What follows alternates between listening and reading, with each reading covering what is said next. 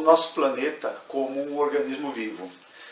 Hoje em dia é muito comum a gente ver comentários, né, principalmente quando se fala de ecologia, que o nosso planeta é como se fosse um ser vivo.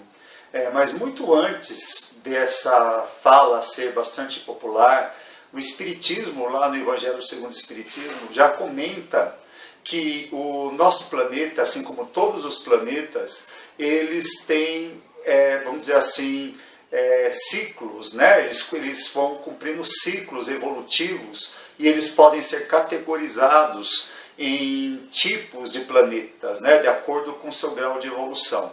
Então, se a gente for pegar a classificação que a gente encontra lá no Livro dos Espíritos, e é uma classificação, vamos dizer assim, arbitrária, no sentido que o mesmo planeta, ele, por exemplo, se você fala um planeta, ele está na faixa da regeneração, né? Um planeta de regeneração.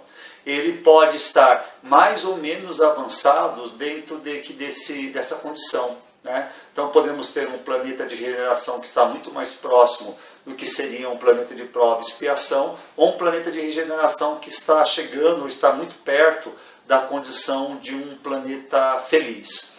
Então o Espiritismo praticamente ele traz a princípio 4 classificações de planetas, né? Os planetas primitivos, os planetas de prova e expiação, aqueles que estariam na condição de regeneração e finalmente os planetas felizes, né? Então o nosso planeta ele é classificado segundo a doutrina espírita, segundo as mensagens espirituais dos mentores espirituais, ele estaria classificado num planeta de prova e expiação, caminhando para a condição de regeneração. Então, o que significa essa classificação? Os planetas primitivos seriam aqueles planetas onde o que rege eles seriam os instintos, né? Então, seria aqueles planetas onde praticamente ainda não existe, ou existe bem pouco, a racionalidade. Então, o que impera seria simplesmente aquele comportamento motivado pelo instinto de sobrevivência, o instinto de preservação, de reprodução e assim por diante, né? Conforme esse planeta ele vai caminhando diante do desenvolvimento da vivência dos instintos, ele chega na condição do planeta de prova e expiação, que seria, segundo os mentores espirituais, o estágio que estaria o nosso planeta e a humanidade de um modo geral, né? No planeta de prova e expiação, já começa a predominar ou surgir de modo significativo a razão, mas ainda os instintos acabam dominando muitas vezes o comportamento da humanidade e isso compromete demais a sua vivência moral, né? Então, os planetas de prova e expiação são aqueles em que o indivíduo, ou os indivíduos, a coletividade ainda está sujeito a aprender motivado pela dor, né? Não é de se estranhar que essa questão da dor muitas vezes está tão presente nas religiões de um modo geral, dentro de um planeta que está nas condições que nós estamos, né?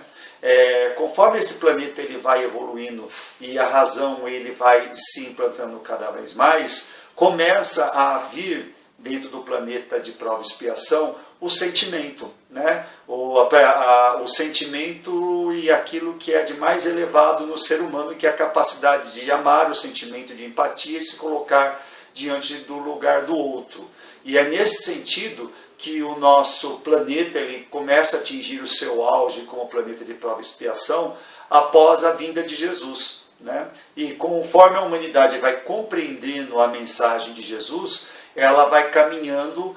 Quando a gente fala a mensagem de Jesus, né, antes de falar para onde a humanidade ela caminha, é interessante te notar que a mensagem de Jesus não está presente apenas nas religiões cristãs, né? Ela está presente em outras religiões, no islamismo, no budismo, ou no hinduísmo e por aí vai, né? Que é a mensagem que nós não devemos desejar aos outros aquilo que nós não queremos para nós mesmos, né? O sentimento de empatia, de perdão e de estar entendendo o outro quando o outro é diferente da gente. Conforme o Espiritismo, né, ele vai trazendo essa mensagem, ele vai nos tornando, vamos dizer assim, mais compreendedores do significado dessas máximas, e a gente, por meio da vivência do cristianismo verdadeiro, e o espiritismo é uma das formas de vivenciar esse cristianismo, essa mensagem cristã que está presente em todas as religiões, até mesmo quando elas não são formalmente cristãs, a gente começa a caminhar para onde? A gente começa a caminhar para um mundo de regeneração.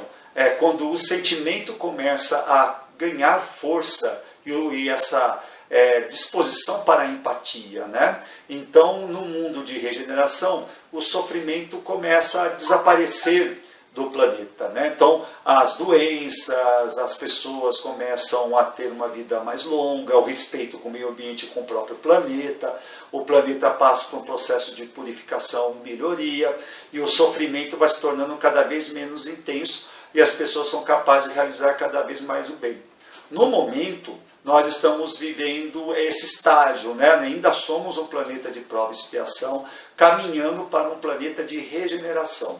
Quando o planeta de regeneração ele consegue se desenvolver em toda a sua plenitude, o potencial dos sentimentos e da empatia, nós chegamos finalmente ao mundo feliz. No mundo feliz, a morte ainda ela até pode existir, né? E normalmente ela ainda existe, a não ser que seja esse mundo feliz pleno, que seria o mundo espiritual, mas ainda encarando um mundo feliz ainda em condições materiais, a morte ainda existe, mas ela existe de uma maneira muito mais suave e delicada do que era no mundo primitivo, né? No mundo de prova e expiação, no seu desenvolvimento, a morte, a dor e o sofrimento vai se atenuando aos poucos até chegar no mundo de regeneração, onde a coisa se torna bem mais suave, né? Esse desenlace relacionado à morte e à dor, chegando finalmente no mundo feliz, onde o desenlace entre o espírito e a matéria ela é feito de uma maneira muito, muito suave,